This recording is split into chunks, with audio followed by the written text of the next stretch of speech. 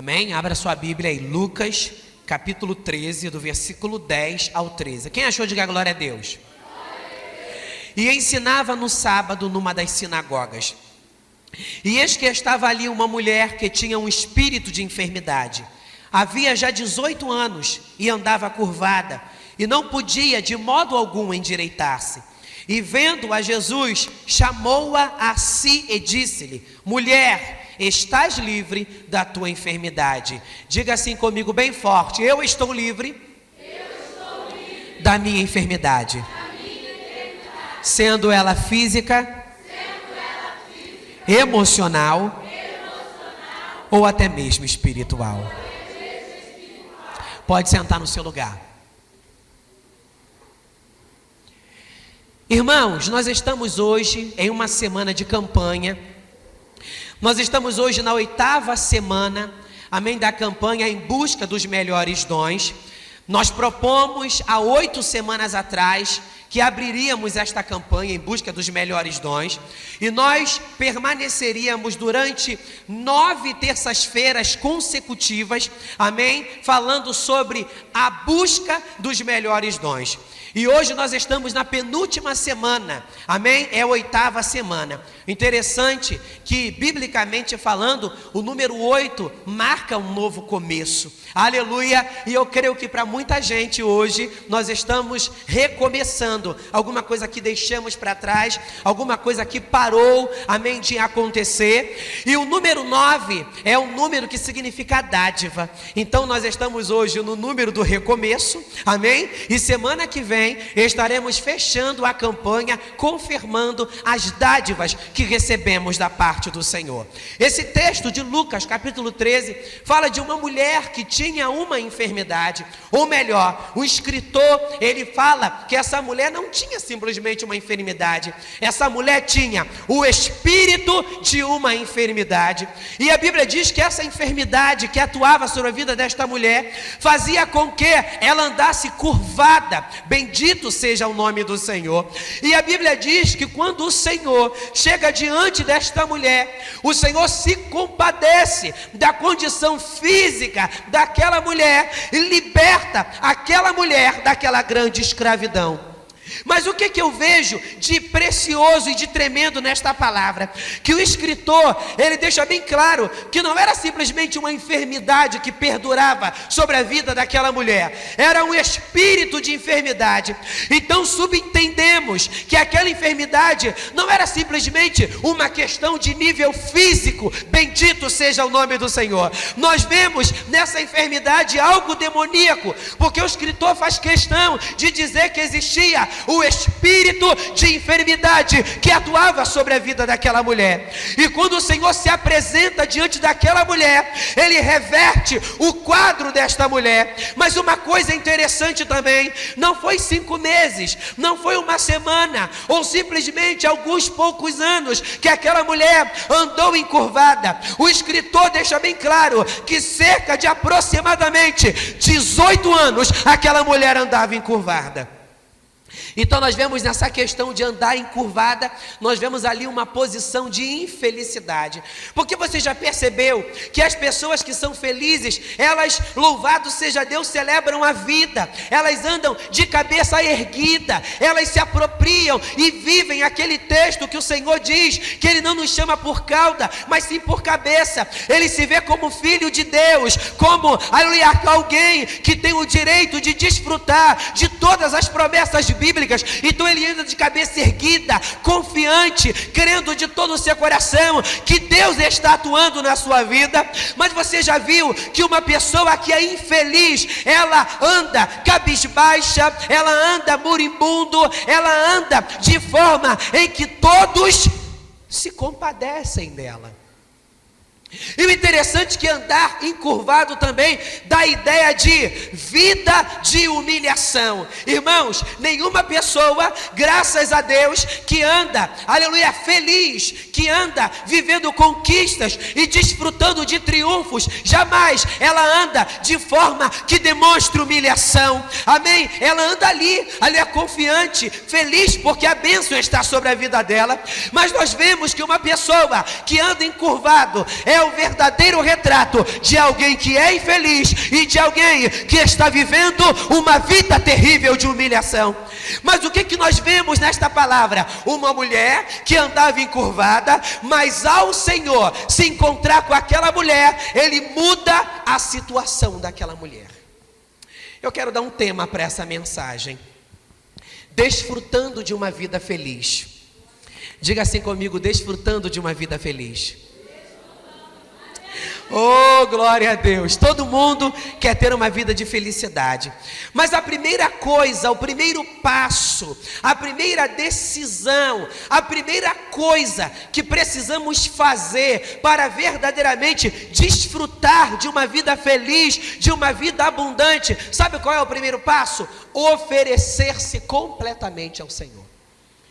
Porque no livro dos Salmos, de número 37, versículo 5, se eu não estiver equivocado, o que o salmista diz? Entrega o teu caminho ao Senhor, confia nele e ele tudo fará. Então, quando você deseja no seu coração experimentar mudança e viver uma vida de felicidade, você precisa entregar, oferecer-se completamente ao Senhor. Eu fiz algumas anotações. Aleluia, abra sua Bíblia no livro de Provérbios, capítulo 28, versículo 13.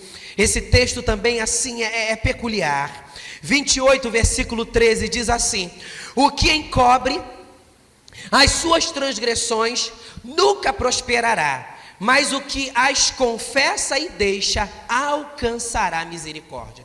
Então não adianta você se oferecer completamente a Deus, mas de uma forma cheio que de reservas. Essa área da minha vida eu ofereço ao Senhor, esta área em especial eu coloco nas mãos de Deus, mas essa outra área, essa aqui é a parte que eu quero cuidar. Mas irmão, para você desfrutar de uma vida feliz, você precisa oferecer toda a sua vida completamente ao Senhor, não encobrindo nenhum tipo de transgressão, pelo contrário, abrindo a sua boca e confessando a Deus a sua falta e a sua deficiência.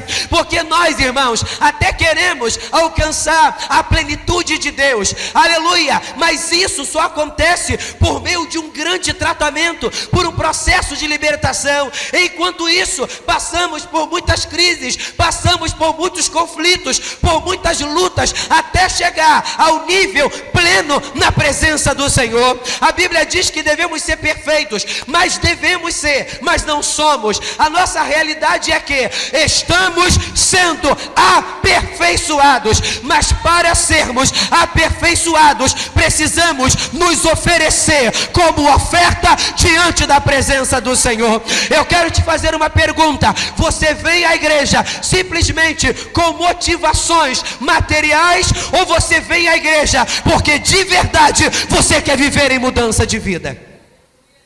Porque às vezes, irmãos, eu fico incomodado com a vida de certas pessoas. Elas ficam estagnadas no tempo, elas param naquela vida e elas ficam só naquela situação. Pastor, Deus sabe que eu tentei.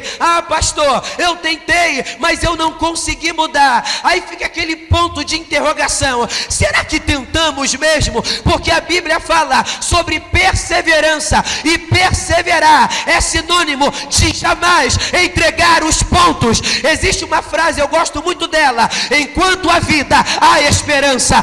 Enquanto Deus está liberando palavras para você, dizendo que te ama, dizendo que tem obras em tua vida, dizendo que Ele te escolheu em especial, é tempo, é oportunidade para você oferecer-se a Deus e dedicar a Deus toda a sua vida.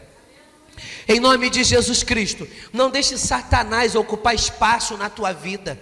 Não deixe Satanás minar a tua vida de forma que você se acomode com essa situação. Já viu aquele tipo de crente que ele, aleluia, uma semana está uma bênção, a outra semana ele está uma droga. Aleluia, tem semanas que ele está ali vivendo um fervor, desfrutando de um ápice espiritual, mas tem semanas que só o sangue do Cordeiro, meu amado, o apóstolo diz que não devemos dar lugar ao diabo, e dar lugar ao diabo é dar brecha a ele, é dar vazão a ele, para que ele se ande em nossas vidas e faça o que lhe apraz. Aleluia! A Bíblia diz que devemos remir o nosso tempo. Agora vem ao teu coração uma pergunta: quem administra o seu tempo?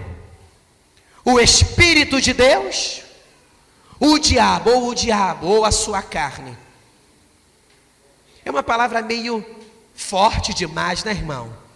Que isso, pastor? Num culto que fala de busca de melhores dons, você vem com uma palavra de juízo, com uma palavra de sentença, dizendo que para mim desfrutar de uma vida feliz e saudável, de uma nova vida, eu preciso me oferecer completamente a Deus. E oferecer completamente a Deus é colocar os pingos nos is, é estabelecer a minha vida na balança, é abrir mão do que é errado e entregar-se diante do que é certo, é reconhecer que verdadeiramente Deus me chamou para ser sal e luz e não para ser treva. É isso mesmo.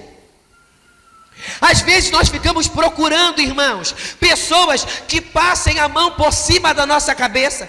Às vezes ficamos procurando pessoas que olhem para a nossa história e digam para a gente assim: você não está errado, você não está tão errado assim não, Deus entende. Não, Deus te chamou para você ser um profeta, e o profeta é aquele que vive uma vida certa para esclarecer aquele que vive uma vida errada.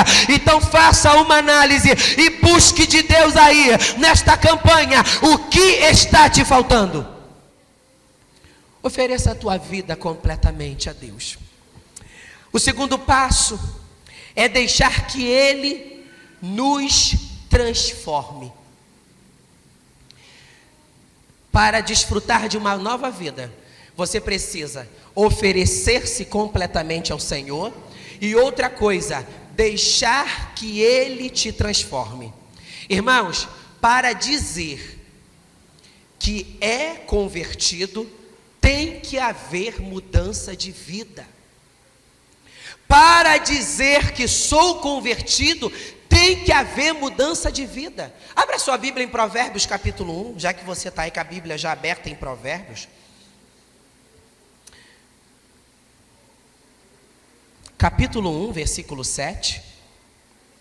O temor do Senhor é o princípio do conhecimento. O temor do Senhor é o princípio do conhecimento. Aí olha só o que diz aqui em Efésios capítulo 5, versículo 26. Efésios capítulo 5, versículo 26. Diz assim: para a santificar, olha melhor, como também Cristo amou a igreja e a si mesmo se entregou por ela, para santificar, purificando-a com a lavagem da água pela palavra. Então nós vemos, irmãos, que o segundo passo para verdadeiramente, cala sábia, desfrutarmos de uma nova vida, nós precisamos oferecer-nos completamente ao Senhor e depois deixar que Ele nos transforme. A Bíblia fala sobre uma grande mudança, ou melhor, de um grande aconselhamento de Deus. A Bíblia fala de um homem chamado Nicodemos em Evangelho de João, capítulo 3. Fala que Nicodemos, ele era um líder religioso, líder do Sinédrio, alguém que tinha uma grande autoridade, alguém que tinha uma grande influência, alguém que conhecia a lei profundamente. E a Bíblia diz que Nicodemos reconhece que os estudos, ou melhor, que os ensinos de Jesus são verdadeiros e têm coerência, segundo a lei, e ele propõe em seu coração ir ao encontro de Jesus. Nós sabemos que Nicodemos, ele foi ao encontro de Jesus à noite. Muita gente diz que especula-se dentro de um estudo teológico que Nicodemos foi ter com Jesus de noite porque ele queria evitar comentários, levando em consideração que Jesus era visto como alguém não que estava cumprindo a lei, mas como alguém que estava burlando a lei, passando por cima da lei. E Nicodemos via que os ensinos de Jesus eram verdadeiros e ele queria conhecer sobre Jesus mais de perto. E o interessante é que diante de um grande diálogo, o Senhor fala por parábolas a Nicodemos, e ele diz para Nicodemos que para Nicodemos desfrutar de todos aqueles benefícios, ele precisava nascer de novo. E a Bíblia diz que Nicodemos, conhecendo a lei, ele tentou discernir de uma forma física e literária aquela verdade divina, e Nicodemos não entendeu o que Jesus diz. Preste bastante atenção. Peraí, como pode eu ser velho, avançado de idade, como posso eu ser velho, avançado de idade, voltar a entrar no ventre de minha mãe? Aí o Senhor diz para Nicodemos: olha, é importante que você nasça de novo, e esse nascer de novo se resume em nascer da água e em nascer do Espírito. E eu estava até falando um dia desses aqui na igreja do estudo, que muita gente pensa que esse nascer de novo que Jesus fala para Nicodemos se resume simplesmente em se batizar nas águas. Pelo contrário, quando você faz uma análise desse texto, você vai ver que quando Jesus diz para Nicodemos que o importante é nascer da água e nascer do Espírito, o Senhor estava querendo dizer para Nicodemos que ele precisava não simplesmente conhecer a lei, não simplesmente conhecer a palavra, mas ele precisava permitir que aquela palavra modificasse a sua vida. Como diz o Evangelho de João, capítulo 8, versículo 32: conhecereis a verdade e a verdade vos libertará. O que o Senhor estava querendo dar enfoque para Nicodemos, que não era suficiente ele conhecer a palavra, ele tinha que conhecer a palavra e permitir que aquela palavra obrasse na sua vida.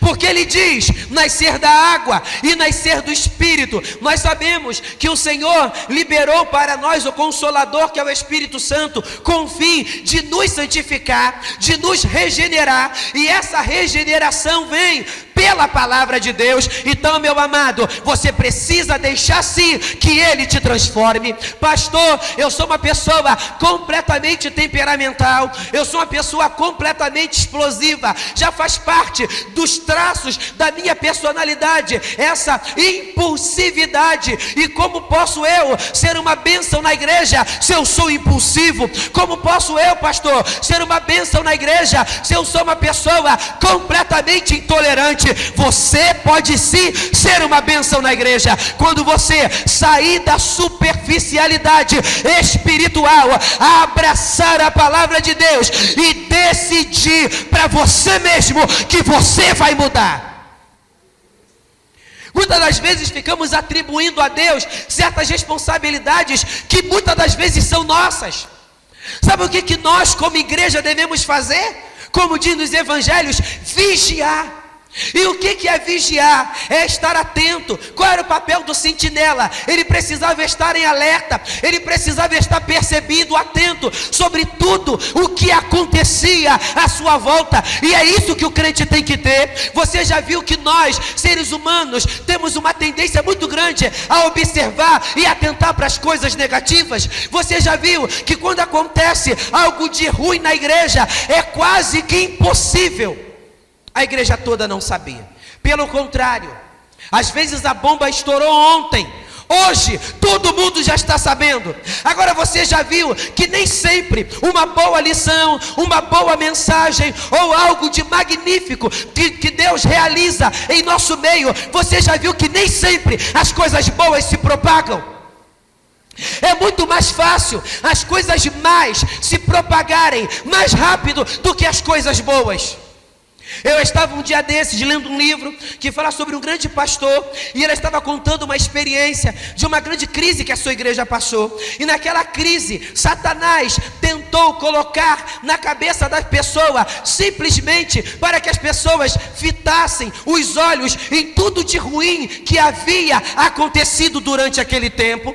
E Deus deu para ele uma estratégia para que ele se levantasse diante da igreja, e ao invés de lembrar das coisas ruins, começasse a citar tantas coisas boas que Deus havia feito no meio daquela igreja. Agora eu quero te fazer uma pergunta: o que você mais lembra? Das coisas ruins ou das coisas boas? Às vezes Deus nos dá uma bênção hoje, nos alegramos, celebramos, nos avivamos, ficamos contagiados por aquele minuto. Mas você já viu que daqui a um tempo aquela bênção se torna uma coisa comum e está você reclamando da vida de novo.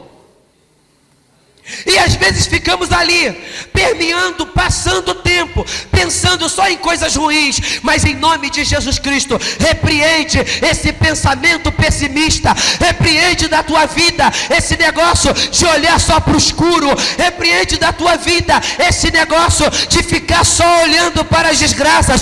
Pode ter havido desgraças, pode ter acontecido coisas ruins na tua vida, mas olhe ao teu redor. Deus tem feito coisas boas em sua vida. Um amigo que nós conhecemos, uma nova amizade que conquistamos, uma porta de emprego que se abre, uma bênção que vem ao nosso encontro e uma dívida é sanada. Alguém que diz para nós que Deus é na nossa vida. Para, em nome de Jesus Cristo, de ficar reclamando e ofereça a tua vida a Deus, para que Deus transforme o teu coração e a tua mente. Às vezes, o problema não está nas pessoas. Às vezes o problema não está na questão de você não estar sendo abençoado. Você está sendo abençoado, mas muitas das vezes o teu jeito de ser, muitas das vezes impede você mesmo de enxergar as maravilhas de Deus. Mas oremos nesta noite para que este Deus Todo-Poderoso abra os seus olhos, para que você enxergue a grandeza de Deus sobre a sua vida. Você pode dar glória a Deus, porque em cada glória que você dá, você vai estar derrubando a incredulidade, você vai estar derrubando a desconfiança, você vai estar derrubando o medo, para que Deus opere milagrosamente na sua vida. Calablachuri como Naragábia. O temor do Senhor é o princípio da sabedoria. Muitas das vezes pensamos que temer a Deus é ter medo de Deus. Em nome de Jesus Cristo, entenda: Deus não te chamou para viver com medo, como se uma espada estivesse encravada no teu pescoço e vacilou, tu morre. Não, em nome de Jesus Cristo, passe a ter uma vida mais abundante e você experimentará, eu creio, das maravilhas de Deus. Quem está entendendo, diga glória a Deus. Terceiro passo: obedecer e esperar nele. Obedecer é um desafio, né, irmãos? A obediência, ela é um desafio.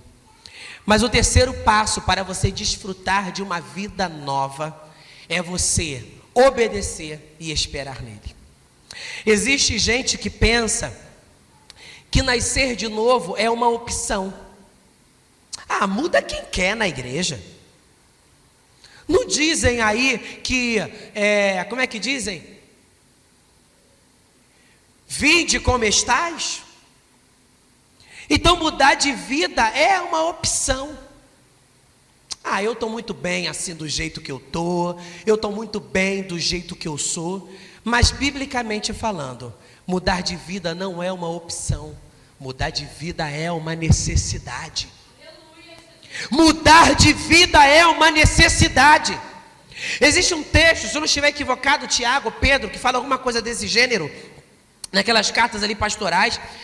Ele diz que a verdadeira religião é amparar os órfãos e cuidar das viúvas. Aí você vai analisar, mas espera aí, pastor, a palavra religião vem de uma palavra denominada ligare, que significa ligar o homem a Deus, e quem liga o homem a Deus é Jesus Cristo. Então Jesus Cristo é a nossa perfeita religião. Mas como é que o escritor diz que a verdadeira religião é cuidar dos órfãos e cuidar das viúvas? Sabe o que o escritor estava querendo dizer quando ele declara este verso, esta mensagem? Que a verdadeira religião é mudar de vida. Não era comum amparar os órfãos naquela época. Não era uma coisa comum amparar as viúvas. Então o que o escritor estava querendo dizer? Que mudar de vida não é você permanecer nos seus conceitos, não é você permanecer da forma que você acha ser o correto. A religião, a conversão é verdadeiramente você praticar boas obras. Peraí, pastor, então quer dizer que a salvação se resume em praticar boas obras? Não, Efésios capítulo 2 diz que a salvação, ela vem pela fé. Então o crente, ele não é salvo pelas boas obras, mas quem é salvo pratica boas obras. Que negócio é esse? De você dizer que é salvo e você aí dizendo, louvado seja Deus. Ah, pastor, eu sou que nem Gabriel, eu nasci assim, eu vou morrer assim, etc. O pastor tem que me engolir, ou então eu mudo de igreja. Porque agora é tão fácil mudar de igreja, né, irmão? Você está aqui, o pastor encheu muito a tua paciência, aí você pula para a igreja do Y. Aí o Y está ali de braços abertos para te receber. Vem, carnudo, vem, bagulho, do jeito que tu tá, a gente vai dar um jeito. No início tudo é festa. No início tudo é festa. Não é assim? Não é assim? Louvado seja Deus, tudo é festa no início. Não é assim, Levi?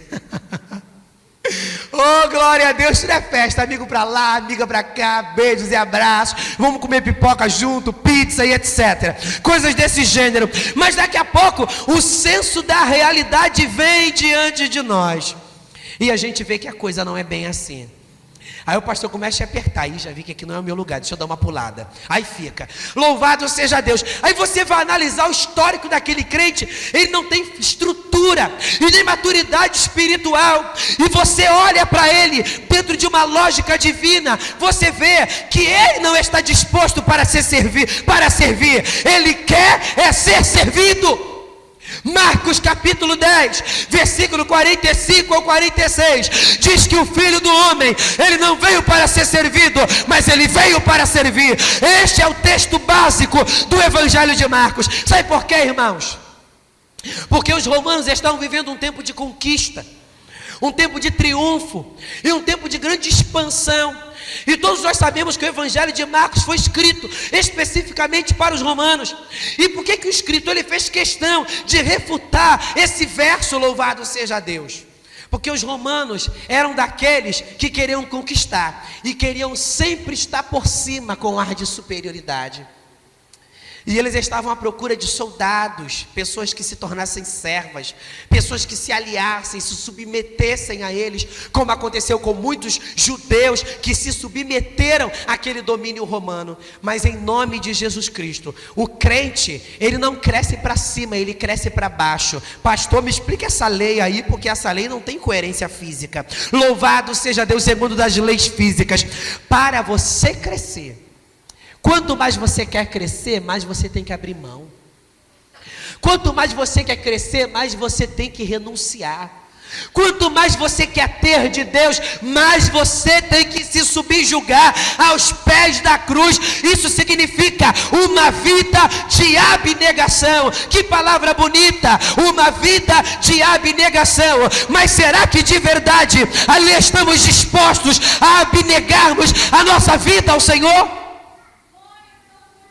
Irmãos, a mente de muitos de nós já está cauterizada com um conceito de igreja. E muitas das vezes pensamos que igreja se resume em vir todas as quintas-feiras, todas as terças, todos os domingos. Irmãos, servir a Deus é oferecer-se completamente a Ele, é deixar que Ele te transforme, e obedecer, e esperar nele. Ah, eu não vou nem ser, não quero nem ser exaltado, eu quero é pular fora. Ah, eu não quero nem saber se essa é a vontade do Senhor. Ah, que nem uma irmã disse, Jesus chegou atrasado, agora já tomei a decisão. Mas em nome de Jesus Cristo, Jesus nunca chega atrasado. Ele está sempre diante de você. Abra sua Bíblia aí, crente pentecostal, no livro de Êxodo, capítulo 22, versículo 1. E nós já estamos fechando. Êxodo capítulo 22, versículo 1.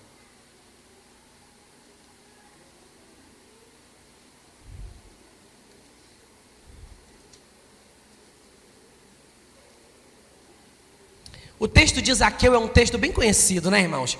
Por isso que eu nem fiz questão de ler sobre o texto de Zaqueu, porque todo mundo conhece a história de Zaqueu. Amém? Vamos ler um texto aqui que pouca gente conhece. Êxodo, capítulo 22, versículo 1. Diz assim: preste atenção.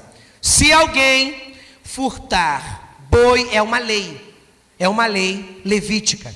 Se alguém furtar boi ou ovelha e o degolar ou vender, por um boi pagará 5 bois, e pela ovelha 4 ovelhas. Esse texto levítico, ele fala sobre restituição. Irmãos, como a história de Zaqueu, ela é bonita, chocante, todo mundo conhece, inclusive eu. Mas se nós atentássemos para a história de Zaqueu como um exemplo a ser seguido, erraríamos menos, pecaríamos menos. A Bíblia diz que Zaqueu, ele também quis ter um encontro com Jesus, do modo dele. Porque geralmente quando viemos para a igreja, nós viemos de que maneira? Ao nosso modo, com as nossas vaidades, com os nossos caprichos, com o nosso eu, com o nosso jeito de ser, com a nossa independência. É assim que entramos pelas portas de Deus. E Zaqueu, ele foi ao encontro de Jesus da sua maneira. Ah, eu sou muito pequeno, a multidão o segue, eu vou subir aqui nesta árvore, neste sicômoro, quem sabe lá de cima eu vou vê-lo, porque a minha curiosidade é conhecê-lo, eu quero ver como ele é, quem ele é e etc. E a Bíblia diz que ele não conseguiu ver Jesus muito bem, pois de cima daquela árvore, mas o Senhor bradou sobre a vida dele, com aquela frase, com aquele jargão que todo mundo conhece: Zaqueu, desce depressa, porque hoje me convém pousar em tua casa. Zaqueu muito animado, vai lá, glória a Deus, aleluia, etc. Quando a mensagem penetra no coração de Zaqueu, o que Zaqueu faz? Ele começa a falar em mistério? Ele começa a sapatear, entregar revelação na igreja? Ele começa a ver que anjo subiu e anjo desceu? Não. Sabe o que Zaqueu faz? Ele propõe no seu coração mudar de vida. Ele era alguém que era odiado pelos judeus, porque ele havia se aliado aos romanos, tinha uma vida meio que desregrada, roubava, e os judeus morriam de ódio de Zaqueu.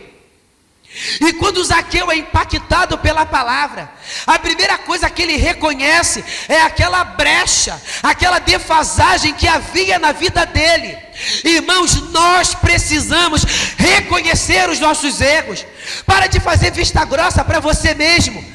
Peça a Deus, para Deus colocar um espelho espiritual diante de você, e peça a Deus para Deus revelar para você, como eu peço para Deus se revelar a mim e me mostrar o que está me faltando. Porque muitas das vezes nós dizemos para Deus o que está faltando materialmente. Senhor, e o meu emprego, a minha promoção, Senhor, o meu negócio, Senhor, o meu casamento, Senhor, e o meu ministério, Senhor, e isto, Senhor, e aquilo, Senhor, e acolá. Nós ficamos muitas das vezes diante de Deus, indagando, reclamando e pedindo. Mas hoje, em nome de Jesus Cristo, peça não coisas superficiais ou materiais, peça por tua vida, porque Deus quer te dar uma integridade maior espiritualmente, Deus quer te dar uma vida mais autêntica espiritualmente, Deus quer firmar os seus passos mais espiritualmente, para que você resplandeça a glória de Deus sobre a tua vida, e ao resplandecer a glória de Deus sobre a tua vida, você vai se tornar um crente mais maduro, e se tornando um crente mais maduro, você vai se tornar um crente mais ousado, porque quando você é maduro, você tem conhecimento de Deus, e quando você conhece a Deus, você se torna ousado, porque você sabe que Deus é Deus do impossível. Você vai deixar de viver de conveniências, e você vai viver em cima do que você está determinando para a tua vida. Porque foi isso que Josué fez. Ele determinou para a sua vida. E a Bíblia diz que Zaqueu, ao ter recebido a palavra, o que ele disse? Senhor, se eu tenho roubado, se eu tenho defraudado alguém, Senhor, se eu tenho deixado a desejar, Senhor, eu quero restituir quadruplicadamente cada pessoa que eu roubei. Sabe o que isso prova, Cláudia? Que ao Zaqueu ter se convertido, ele firma no seu coração um propósito de viver segundo o que a palavra mandava. Irmãos, o que é erro mesmo na Bíblia. O que é certo mesmo na Bíblia. O que pode, pode mesmo. E o que não pode mesmo. Tenha essa consciência nesta noite. Vamos nos colocar de pé. Em nome de Jesus. A Bíblia é a revelação de Deus à humanidade, né? A Bíblia, louvado seja Deus, nós vemos ali Deus falando como homem. Deus falando para o homem. E Deus está nesta noite falando contigo. Eu quero que você feche os seus olhos. Feche os seus olhos por um minuto. Calablachuri como naragácia. Canto de bachuri derebacácia. Deus está aqui nesta noite disposto a fazer na tua vida uma cirurgia espiritual. Deus está disposto a fazer uma cirurgia na tua vida. Faça uma análise aí na tua vida de crente. Analisa a tua vida de cristão aí na presença do Senhor. Porque ser de Cristo é retrato de alguém que morre para o mundo. Viver para Cristo é retrato de alguém que morre para o mundo e vive para Deus. Pastor, essa palavra não tem nada a ver. Tem a ver sim. Você está em busca dos melhores dons. E sabe o que é excelente? É experimentar de uma vida abundante na presença do Senhor. Aquela mulher, ela andava encurvada. Preste atenção. Aquela mulher andava encurvada, andava cabisbaixa, porque ela tinha um espírito de enfermidade, ou seja, um demônio, escravizava aquela mulher e a impedia de gozar de uma vida saudável. Talvez o demônio não está aí atuando no teu corpo, mas indiretamente ele está criando cercos, ele está criando embaraços, ele está minando a tua vida de certa forma, para que você viva uma vida de infelicidade. Eu fico analisando o fato daquela mulher ter aquela deformidade no seu corpo físico. Eu fico imaginando as oportunidades que aquela mulher perdeu. Irmãos, porque nós seres humanos somos por demais perversos. É muito comum nós seres humanos ignorarmos o diferente. E aquela mulher era diferente. Sabe por quê, irmãos? Porque ela andava encurvada. Talvez de alguma forma você tenha sido diferente. Diferente não beneficamente falando. Diferente de forma que você tem sido humilhado. Talvez você é cercado de cognomes. Você é cercado de apelidos. As pessoas só vivem dizendo que você é um crente caído, que você é desligado, que você é fora do prumo, que você não tem jeito mesmo, que você é raça ruim, que você não vai se converter nunca. Mas em nome de Jesus Cristo, Aquela mulher perdeu muitas oportunidades, assim eu creio, mas houve um momento em que a glória de Deus resplandeceu sobre a vida daquela mulher, e eu quero crer que nesta noite Deus quer impactar a tua vida. Sabe para quê? Para que o sol da justiça se revele diante de você, e esta glória te dê entendimento que para a tua vida tem jeito. É o vício do cigarro, é o vício da cocaína, é o vício da prostituição, é o vício da mentira, é o vício do falar demais. Mas hoje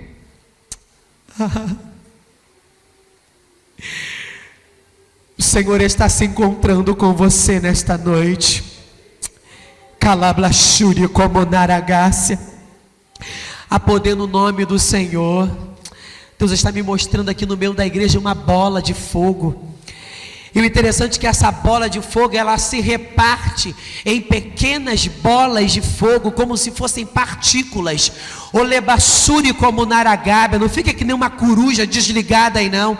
Deixa aqui uma partícula desta bola de fogo, repouse sobre a sua cabeça, porque fogo, aleluia, ele queima, fogo ele consome, e começa, aleluia, a colocar aí a tua vida diante de Deus, começa a reivindicar. Eu não sei em que área o diabo entrou, talvez foi na tua vida sentimental, ele entrou e fez bagunça, talvez na tua vida financeira, eu sei lá onde Satanás entrou, mas comece a expulsar ele.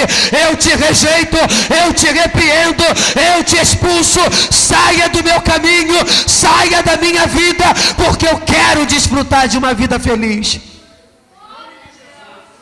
Há um grande questionamento sobre a vida da igreja, porque o Senhor diz na sua palavra: olha, deixo-vos a minha paz, e a minha paz vos dou, não vou lá dou como o mundo a dá. E surge um grande questionamento dentro da igreja: como posso eu ter paz diante de tantas perdas? Como posso eu ter paz diante de tantas decepções? Como posso eu ter paz diante de tanta dificuldade? Mas a paz que Deus te dá é superior, excede todos esses problemas terrenos. A paz independe das circunstâncias, porque a paz é sinônimo e é retrato da pessoa de Cristo na tua vida. Em nome de Jesus Cristo, receba a calma de Deus para agir com sabedoria, para agir com calma, para agir com paciência diante de certas situações. Pecar significa errar o alvo. E quantas das vezes você errou querendo acertar?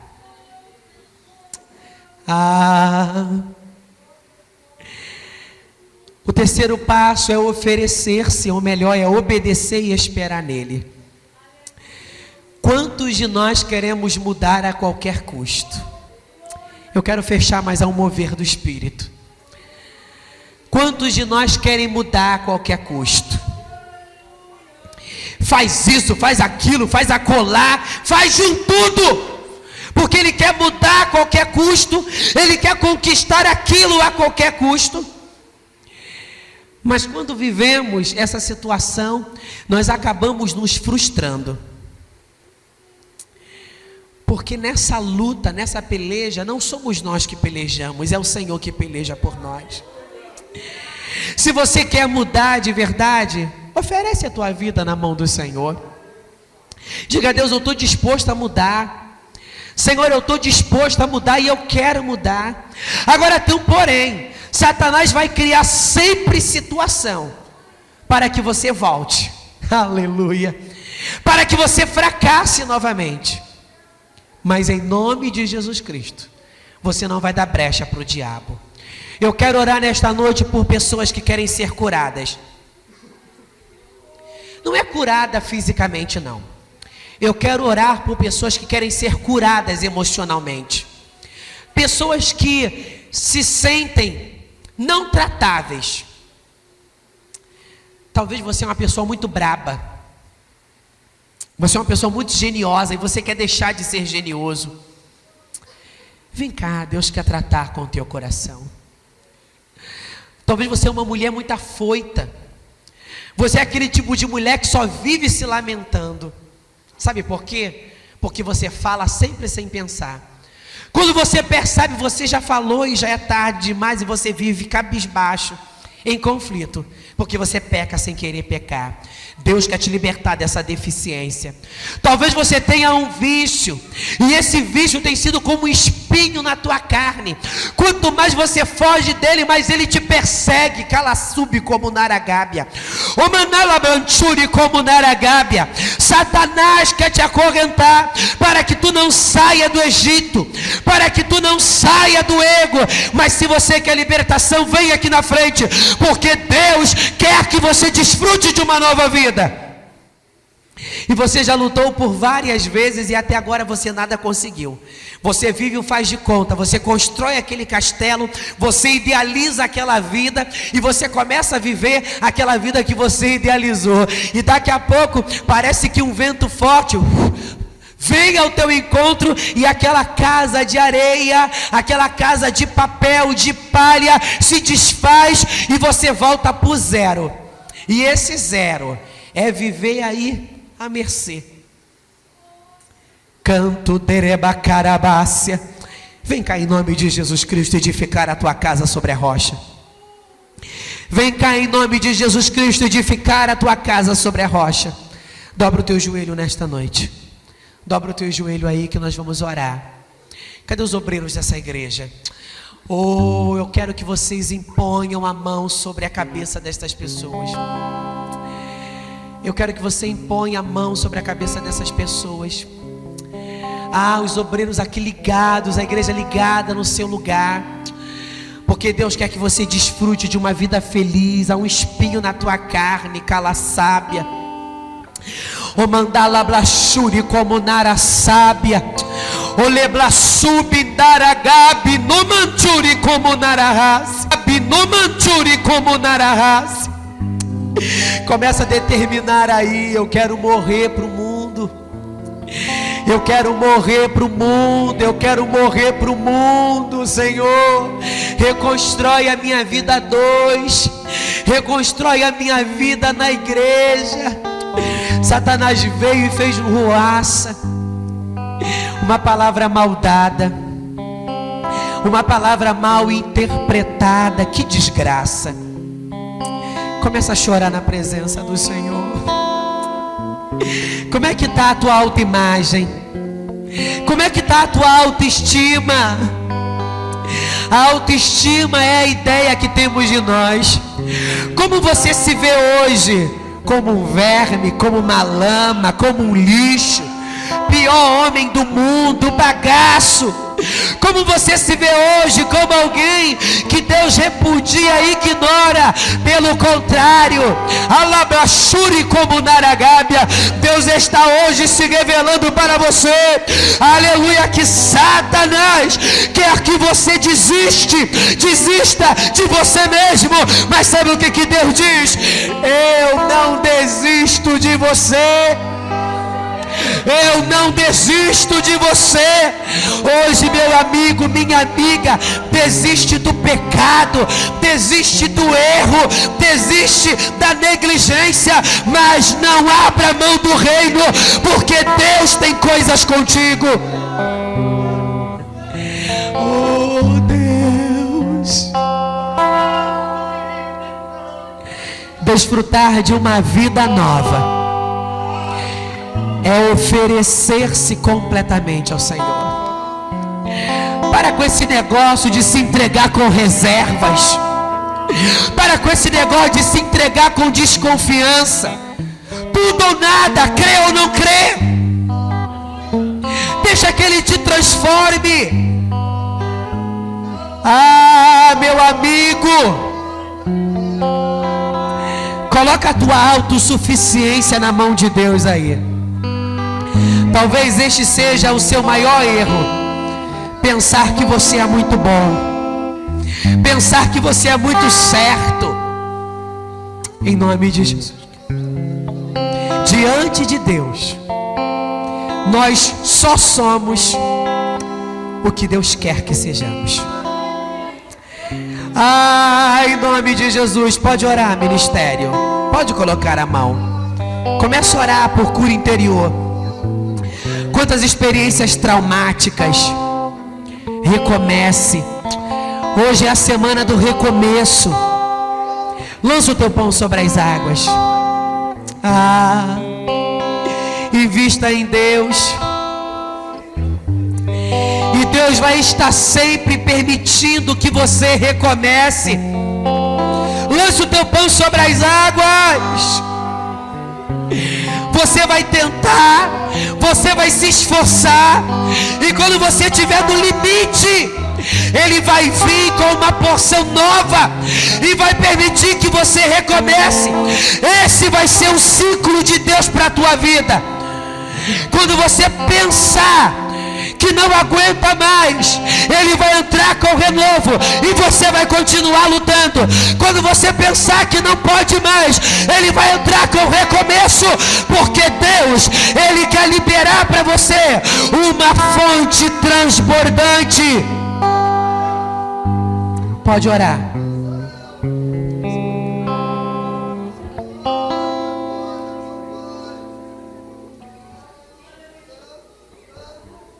Toma a vida deste povo nas tuas mãos, Senhor. Quebra o arco, corta a lança, queima os carros no fogo. Senhor, eu sei que há uma ameaça. E quantos temem esta ameaça? Até quando eu vou resistir? Até quando eu vou continuar nessa peleja? Mas em nome de Jesus Cristo, libera para a vida do teu povo agora um grande fervor espiritual, de toda legião de demônios, a presença de Deus, que toda hoste espiritual da maldade se submeta ao poder de Deus nesta noite, porque nós expulsamos agora todo vício, nós repreendemos agora toda presença maligna, e nós queremos profetizar recuperação espiritual, nós queremos profetizar renovo, nós queremos profetizar abundância. Em nome de Jesus, diga assim comigo: Deus, que na minha vida a mudança possa estar sendo efetuada, e todo engano que parte de mim mesmo venha a ser lançado por terra, porque para eu ser curado, eu preciso reconhecer que estou enfermo. Cura-me, liberta-me de toda deficiência